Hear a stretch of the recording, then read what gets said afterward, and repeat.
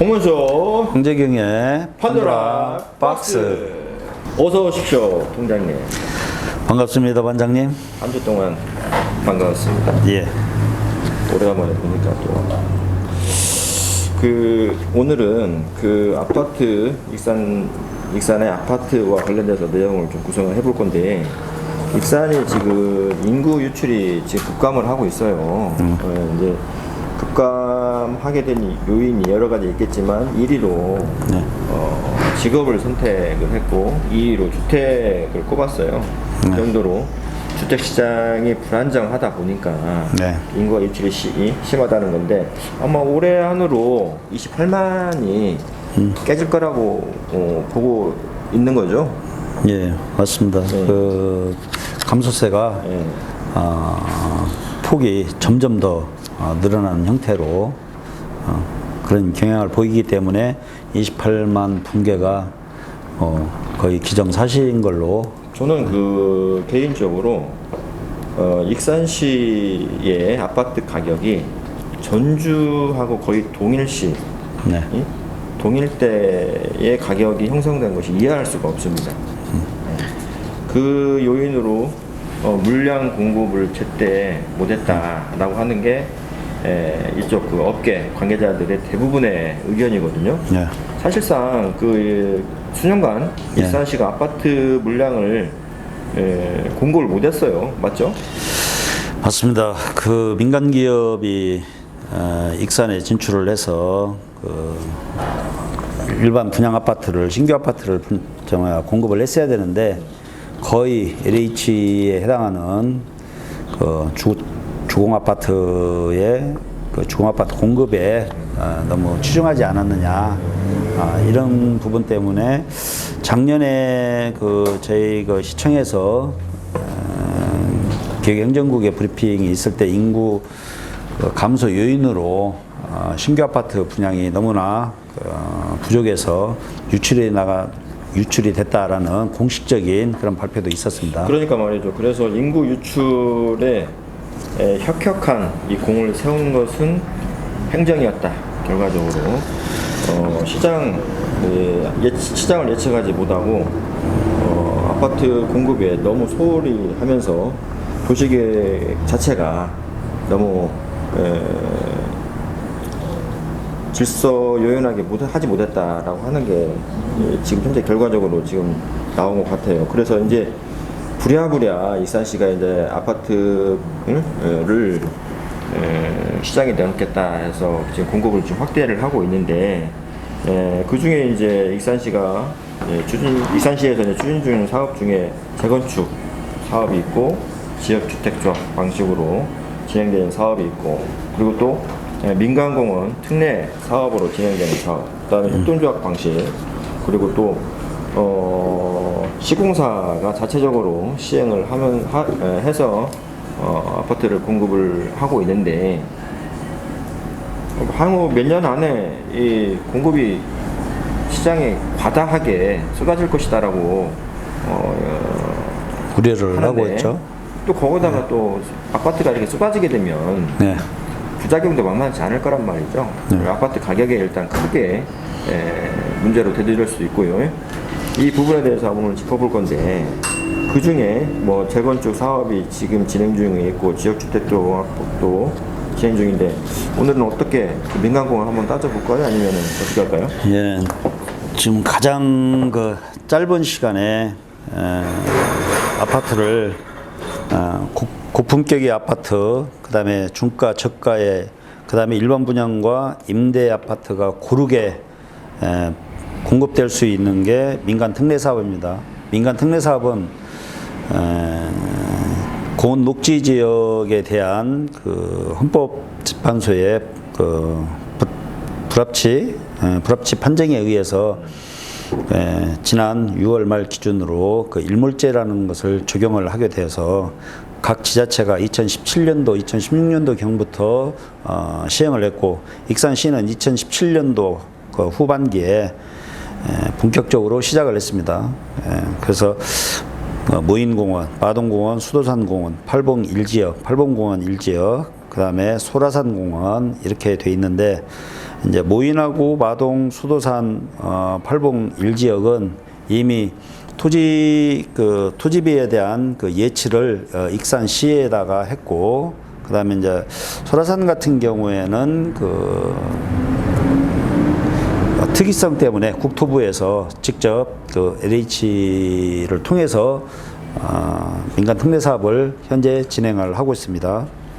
그래서 총 분양수를 따져보면 모인은 지금 중흥건설로, 전라남도 중흥건설로 예상이 되고 있고, 마동공원 같은 경우에는 GS자이, 그 다음에 수도사는 전남제일풍경채, 팔봉 1지역은 서희건설, 아까 말씀 다시 드리지만 그 소라산 공원 같은 경우는 LH에서 임대 1000세대, 그 다음에 일반 분양 300세대에서 총 1300세대, 전체를 다 합쳐보면 약 7600세대가 거의 동시에 시장에 쏟아질 걸로 그렇게 예상을 하고 있습니다.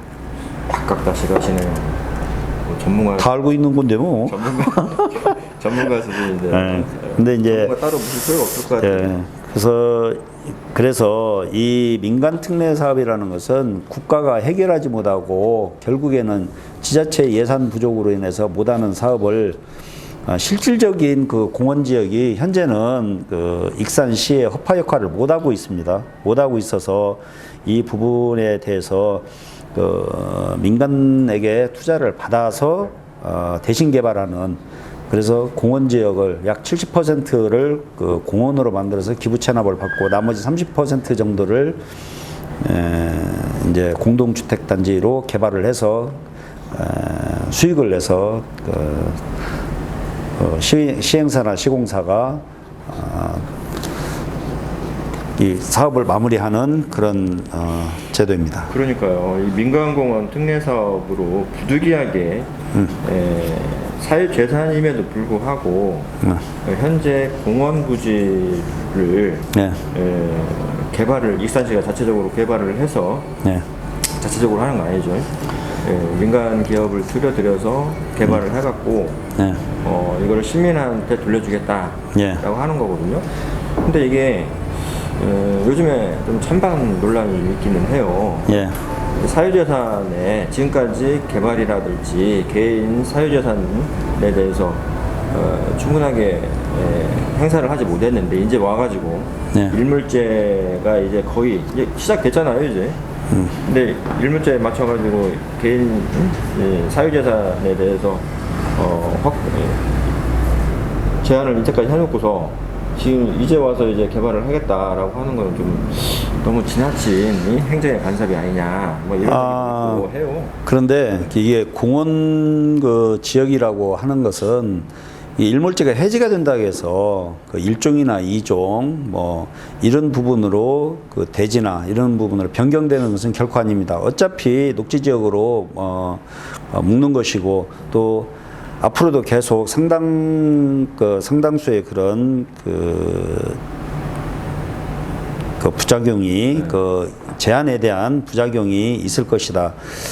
예를 들어서 지금 지금 북일공원인가 뭐 거기 같은 경우에는 그 아예 다시 보존 지역으로 묶는 그런 그 현상이 일어났는데 결국에는 이런 부분을 정부에서 아까도 말씀드렸다시피 정부에서 또 해줘야 되는 그런 부분을 지자체가 정부에서 지침한 그 법률 내용 그대로 따라서 또 익산만 하는 게 아니고 다른 타 시도도 굉장히 많이 하고 있습니다. 그러니까요. 이게 정원율 시장님께서 별다른 지적이 보이지 않는데 그나마 이거 민간공원 특례 사업이라고 이렇게 그나마 지적이라고 내세울 만한 사업을 지금 벌이고 있는데 논란에 대해서는 피할 수 없을 것 같아요. 왜 그러냐면 이게 현재 공원으로 되어 있는 지역을 시가 앞장서서 개발하는 것이 옳으냐? 안 그러면 개인 사유재산에 대해서 보장을 해주고 자체적으로 개발을 할 수 있으면 하게끔 하는 것이 옳으냐 여러 이제 논란이 많은데 사실 시에서 우려하는 거는 난개발이잖아요. 예.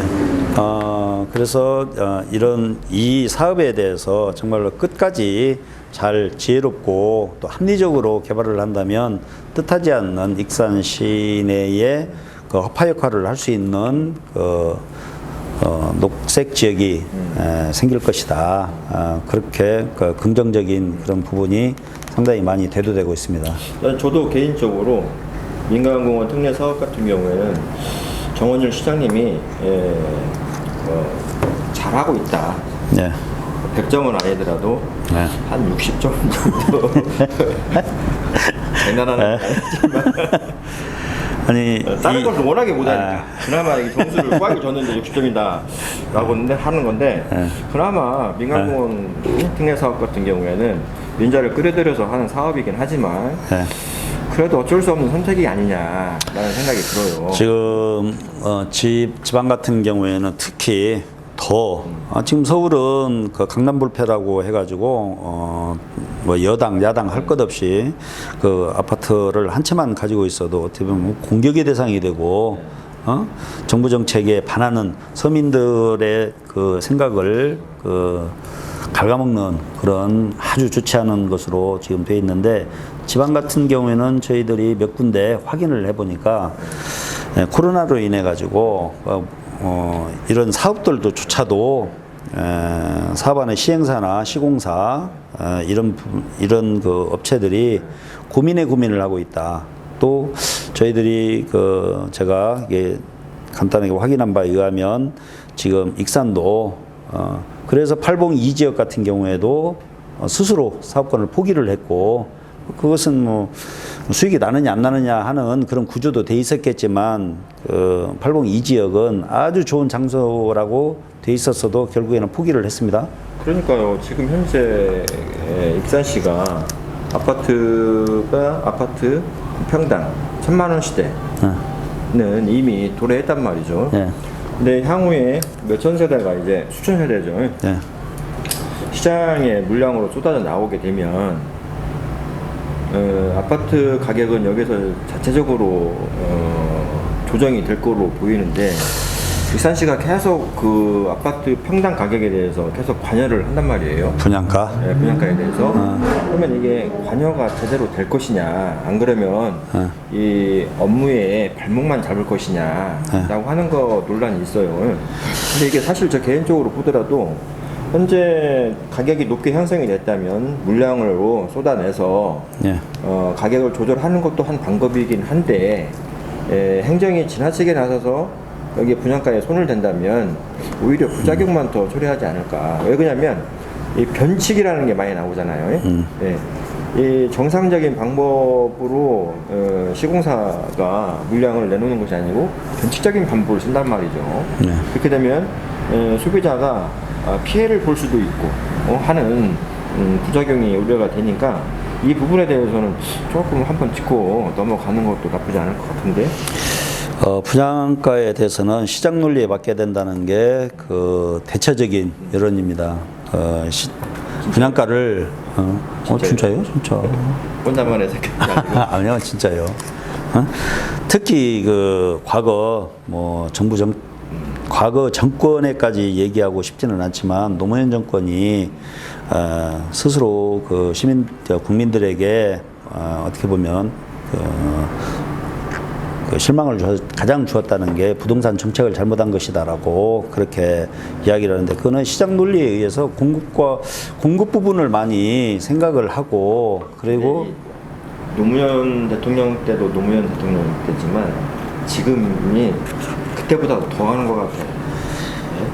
세상에. 그러니까 아까도 얘기했지만 그러니까 이 주택을 가진 고위공직자들이 보통 한 두세 채 이상씩 다 가지고 있을 거란 말이죠.